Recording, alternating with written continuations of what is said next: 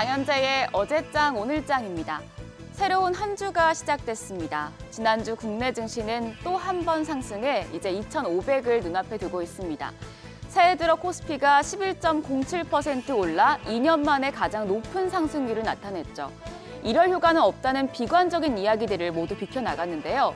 이제 시장이 일정 부분 올라줬기 때문에 이 상승 랠리를 이어갈 수 있을지 체크해야 할 구간입니다. 그래서 오늘 마감 노트 키워드는 바로 검증의 시간인데요. 이번 주 시장이 2,500을 돌파하고 연속 상승을 보여줄지 검증이 필요합니다. 그럼 우선 마감 상황 보면서 시장 흐름부터 읽어보겠습니다. 지난주 마지막 거래일 코스피가 외국인과 기관의 쌍끌이 매수 덕에 5거래일 연속 상승했습니다. 0.62% 올라 2,484.02포인트. 지난해 8월 19일 이후의 최고치였고요. 코스닥도 이날 6거래일 연속 상승하면서 0.31% 올라줬죠. 마감 지수는 741.25포인트였습니다. 양호한 미국의 GDP 성장률 발표에 경기 연착륙에 대한 기대감이 커진 영향이었습니다. 최근 증시 상승을 주도하고 있는 외국인 이날도 매수세를 보여줬습니다. 코스피 시장에서 외국인 9,738억 원 순매수했고요. 여기에 기관 역시도 2,267억 원 사자세를 보였습니다. 반면에 개인 1조 원 넘는 물량을 팔아치웠는데요. 1조 1,872억 원 순매도했습니다. 코스닥 시장에서는 개인과 외국인이 사자세를 보였습니다. 개인이 694억 원, 외국인이 34억 원 순매수 우위를 보여줬고요. 반면에 기관이 584억 원 매도했습니다. 외국인 올해 들어서 18거래일 중에 지난 10일 하루만 제외하고 계속해서 매수세를 보여주고 있습니다.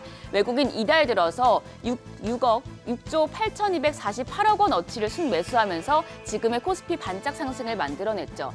개인 투자자가 코스피에서만 7조 원이 넘는 물량을 팔아치웠는데 외국인이 이걸 거의 받아내는 모습이었습니다. 외국인 최근에 반도체와 금융업종을 중심으로 매수 흐름을 보였는데 이날은 어떤 종목을 사고 팔았을까요? 먼저 순매수 상위 종목입니다. 외국인 이날도 삼성전자를 가장 많이 매수했고요. 또 이번 주에 실적 발표가 예정돼 있는 LG생활건강, 또 금융업종에서는 메리츠 금융지주를 매수했고요. 호실적을 발표한 현대차 등을 순매수했습니다. 반면에 이달 두 번째로 가장 많이 사들였던 SK하이닉스, 이날은 가장 많이 매도한 모습이었고요. 그 밖에 포스코케미칼과 인버스 종목, JB금융지주 등이 순매도 상위 종목에 올라왔습니다.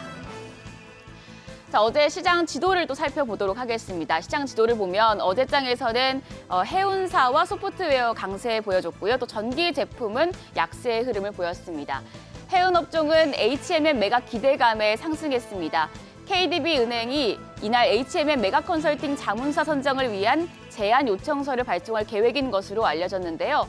3일 회계법인, 삼정회계법인 등 국내 주요 회계법인이 자문사 선정을 준비하고 있습니다. 이 소식에 HMM 급등 마감했죠. 보시면 HMM 6.88% 상승하면서 종가는 23,300원이었습니다. 소프트웨어 업종에서는 AI 챗봇 관련주가 또 한 번 상승했습니다. 정부가 챗 GPT를 뛰어넘는 차세대 인공지능 AI 개발을 위해 2,655억 원을 투입할 예정이라는 소식에 호장을 작용했습니다. 한편 전기 제품 업종 중에서는 2차 전지 관련주가 종목별로 희비가 엇갈렸는데요.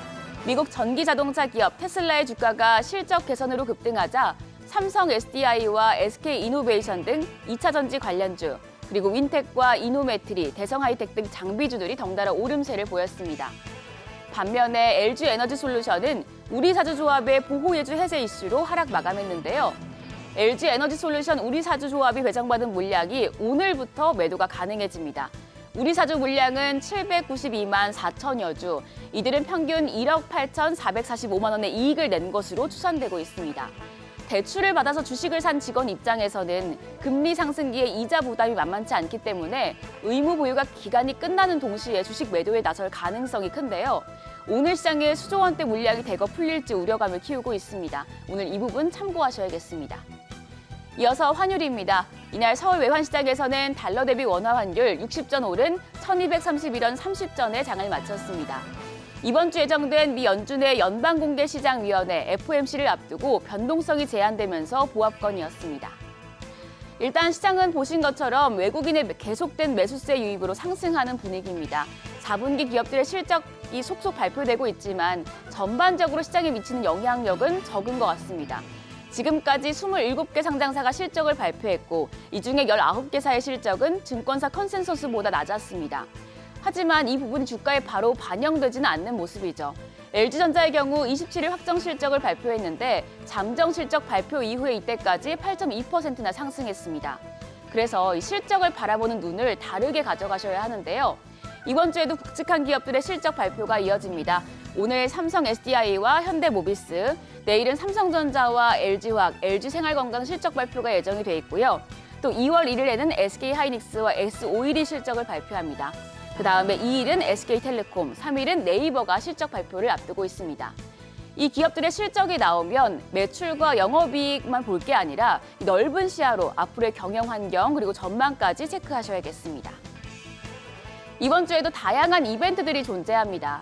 대신증권에서는 1월 강세 동력에 대한 검증의 시간이라는 리포트를 냈는데요. 이번 주 그동안 증시 반등을 주도해왔던 기대 심리를 검증하는 시간이 도래했다고 전했습니다. 지금 코스피 강세가 지속되고 있는 건 펀더멘털적인 변화보다는 미국 금리 인하 기대감과 중국의 경기 회복 기대감, 그리고 반도체 업황 개선 기대감 때문이었는데요. 이 세 가지를 체크해 볼 수 있는 지표들이 발표된다는 겁니다. 2월 1일에 있을 이제 면준이 FOMC에서 시장 예상대로 베이비 스텝을 밟을지, 또 올해 안에 금리 인하 쪽으로 방향 전환을 할지 스탠스를 확인할 수 있고요. 1월 31일에 있을 중국 제조업 PMI 지수를 통해서 중국의 경기 회복 속도를 가늠할 수 있겠습니다. 또 같은 날 삼성전자 확정 실적이 발표되는데 과연 삼성전자가 인위적이거나 자연적인 방식 어느 쪽으로든 감산을 해서 공급을 축소시켜 2분기 이후에 업황 개선을 기대해 볼 수 있을지까지 전망할 수 있습니다. 연초 이후에 시장은 이미 이런 기대감을 선반영해서 지수를 많이 올린 상태입니다. 코스피 12개월 선행 PER이 이미 12.5배를 넘어섰는데요. 그래서 미국의 통화정책 스탠스, 중국의 경기 회복 속도, 한국의 반도체 업황 기대, 이 세 가지가 지금 시장의 기대를 넘어서는 모멘텀을 보여줄 수 있을지를 주목해야겠습니다.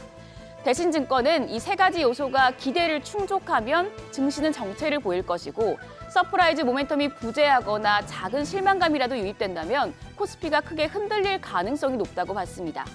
이번 주는 이 이벤트에 대해 결과를 살펴보면서 신중하게 접근하셔야겠습니다. 코스피 2,500선을 돌파할 수 있을지 오늘도 국내 증시 개장 머니쇼와 함께 하시죠. 지금까지 어제장 오늘장이었습니다.